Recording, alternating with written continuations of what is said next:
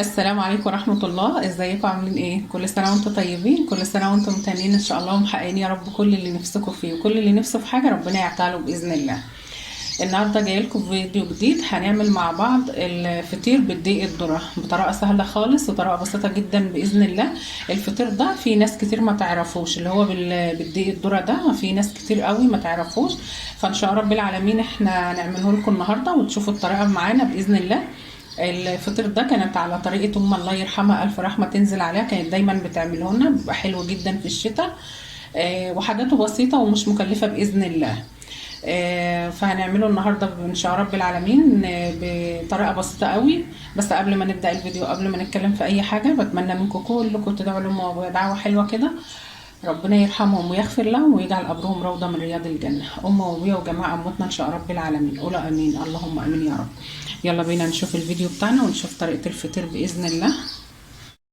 المكونات بتاعتنا هي بنات، انا معايا هنا كيلو الا ربع دقيق ذره. الدقيق الذره ده من اللي هو الاصفر، ممكن برضو لو انت عندك اللي هو الابيض، الدقيق الابيض اعملي بيه عادي، ما بيبقاش فيه اي مشكله. بس انا ايه، بما ان عندي اللي هو الدقيق الابيض الاصفر ده، فقلت اعمل بيه النهارده.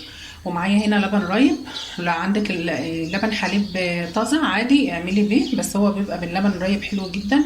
ومعايا هنا سمنه بلدي، وده ربع دقيق، يعني ده كيلو الا ربع وده ربع، يبقى كده كيلو. يعني لازم تضيفي على الدقيق الذره دقيق قمح او دقيق من اللي هو الابيض العادي بتاعنا ده.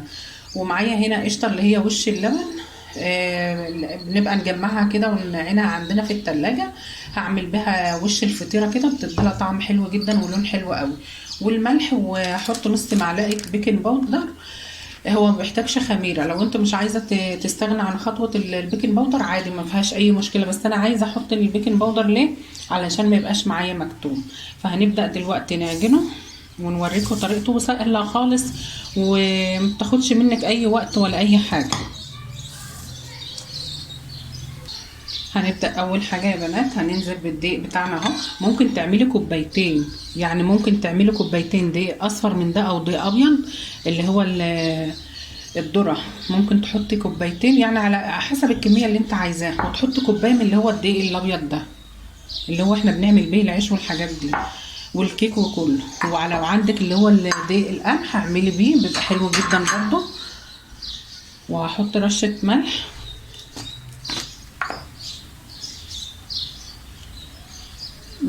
خليني يعني مكترش قوي، ونص معلقه بيكنج باودر. ولو نص معلقه البيكنج باودر، ولو عايزه تحط خميره برضو عادي ما فيهاش مشكله، بس هو اصلا ما بيتحطلوش خميره عشان تبقوا عارفين. هنبدا بقى نعجنه باللبن الرايب بقى. القشطه والسمنه البلدي هنحطهم في الاخر، مش هنعجن بهم دلوقتي، هنحط حته في الاخر كده، وهوريكم بقيه الطريقه باذن الله. هيعجبكم جدا.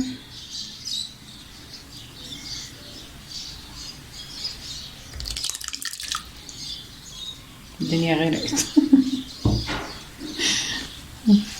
بسم الله الرحمن الرحيم. جربوه باذن الله هيعجبكم والله، طعمه بيبقى تحفه، مع جبنه، مع شاي بلبن. تفت عارفين تفتوا يعني، اللي هو تسقفوا كده بلبن. تقطعوه صغير كده في بوله مثلا زي دي كده، ماشي. ويكون اللبن مسخناه بيغلي كده على النار، وتقوم حطها على الفطير. يا سلام، وكله بقى بيدفي في الشتاء وجميل جدا.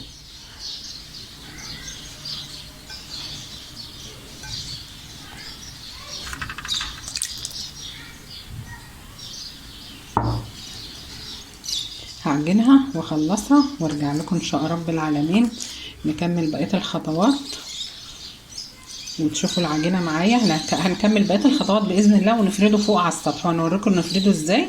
هو بيتعمل في صواني، ما بتحطش على الصاجه، علشان هو ايه، فيه سمنه وفيه القشطه، ماشي. اهو يا بنات انا عجنت اهو، وبصي ما بياخدش عجين خالص، يعني عجينه عامل بياخد يعني بيبقى بسرعه، وهي بتبقى العجينه مفروله زي ما انتم شايفينها كده، لان هو دقيق ذره. هاخد بس حته سمنه بلدي كده واحطها الفها في قلبه كده باذن الله، واما نيجي نعمله على السطح برضه هنحط فيه سمنه وقشطه. خد له حته قشطه برضه،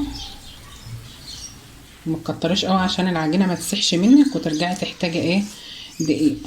بس كده بتلفيها في بعض كده، وهتشوفوا بقيه الخطوات فوق هتعجبكم جدا. وفطيره حلوه بجد والله، جربوها باذن الله. بصوا الفطير الذره ده الله يرحمها امي، الف رحمه تنزل عليها ويرحم ابويا وجماعه امتها ان شاء الله، كانت بتعمله لنا بالدقيق الابيض ماشي، وبقت تضيف عليه دقيق تاني برضه اللي هو الدقيق القمح ده. وبتعمله لنا وهي قاعده قدام الفرن كده على طول، وبيبقى باللي هو السمك المشوي الصغير ده، ما اقولكوش بقى تاكلي منه، تفضلي تاكلي منه والله ما تشبعي منه ابدا. ايام بقى الله يرحمهم جميعا. خلاص كده هو ايه، بصي هي ما بتتلمش اكتر من كده، هو بيبقى كده اهو، بتبقى عجينته سايحه كده اهو وجميله جدا. شوف العجينه. والله بحب ملمس العجينه. ماشي، يلا بينا نطلع بقى على السطح ونكمل بقيه الخطوات. ولا بيخمر ولا اي حاجه، ولا تقولي سيبيه يرتاح ولا حاجه من دي، هو كده اهو. بس ممكن تعملي زي ما انا قلت كوبايتين بس على قد فطيره واحده، حسب ما انت عايزه. ماشي. او انا طلعت دلوقتي يا بنات على السطح اهو. اول حاجه دهنت الصينيه اهو، انا زي ما قلت لكم ان هو ما بيحتاجش ان هو يتخمر ولا اي حاجه، فدهنت الصينيه بالشكل ده كده.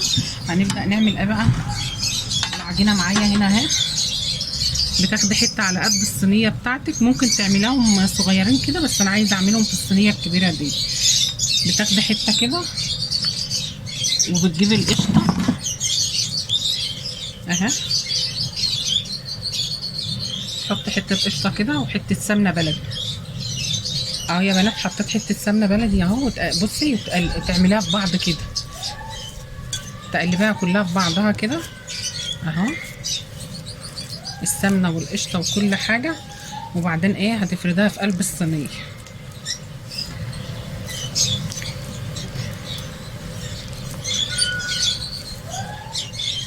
بصي يا بنات، انا حطيتها في الصينيه بعد ما لفيتها بالسمنه والقشطه بالشكل ده كده، وفردتها في قلب الصينيه اهو. على طول بتفردها على طول في الصينيه، ما بتاخدش منك اي وقت خالص.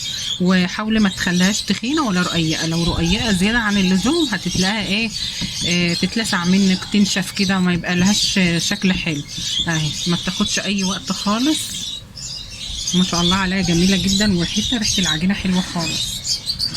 اما تيجي تعملي اعملي الاول ايه، لو انت لسه اول مره تعملي اعملي كوبايتين بس، كوبايتين دقيق.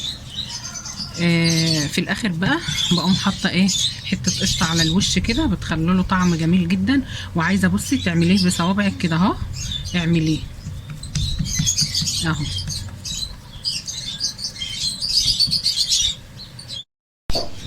انا هنا فردتهم الاتنين اهم يا بنات، عملتهم اتنين، واحده طلعت يعني مش صغيره قوي برضو يعني حلوه، والتانيه دي اهي مليت الصينيه، لان انا اخدت هنا في الصينيه دي اكتر. وعلى فكره هم ما بياخدوش اللهم صل عليك يا نبي، ما بياخدوش سمنه وقشطه كتير يعني. بصوا القشطه لسه معايا منها قد ايه، السمنه دي كانت تيجي ربع كيلو او اقل، ما اخدتش كتير، ما بتحطيش منها كتير عشان محدش يقول ان هي ايه يعني مكلفه وكده، لا هي حاجات بسيطه خالص وبتبقى طعمها جميل جدا زي ما انا قلت لكم اهو. هبدا بقى انا اولعها في الفرن، هبدا بقى احطهم في الفرن دلوقتي واوريهم لكم باذن الله. اهي يا بنات، بس هي لسه طبعا ما خدتش لون من فوق، انا مهديه النار من تحت، هي اخدت لون من تحت اهو زي ما انتم شايفين الجناب كده. هي على فكره اللون غير في الحقيقه احلى من في التليفون. هي ما شاء الله عليها لسه بدات يعني ايه تاخد لون من فوق اهي. انا كل شويه بلفها كده علشان ما فيش جنب يحمر وجنب لا.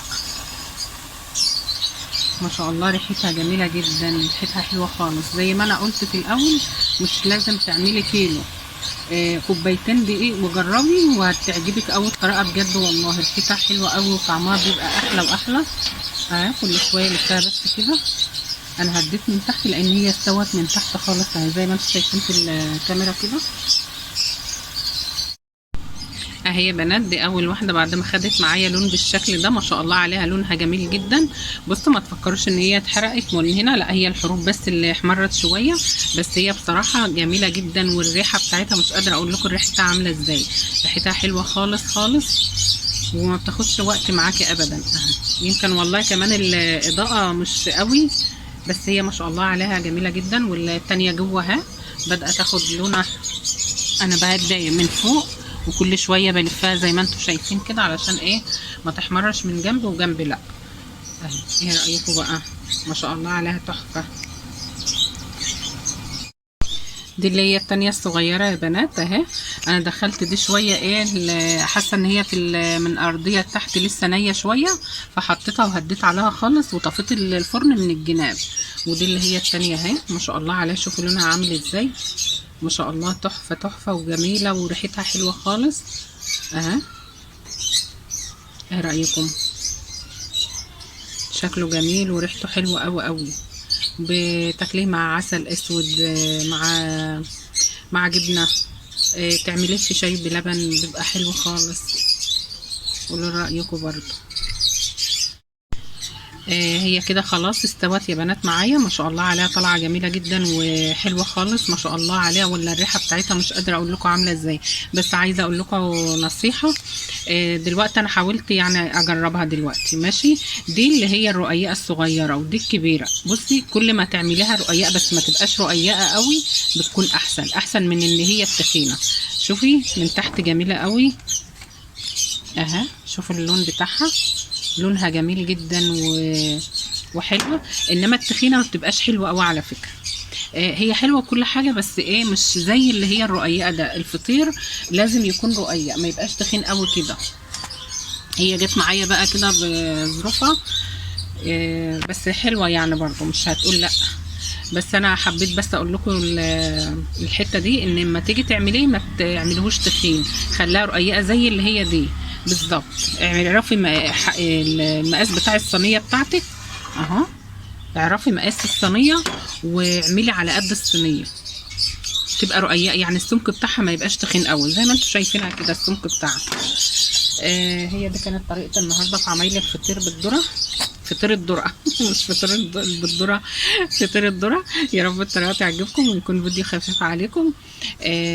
وان شاء الله اشوفكم على خير في فيديو جديد. مع الف سلامه.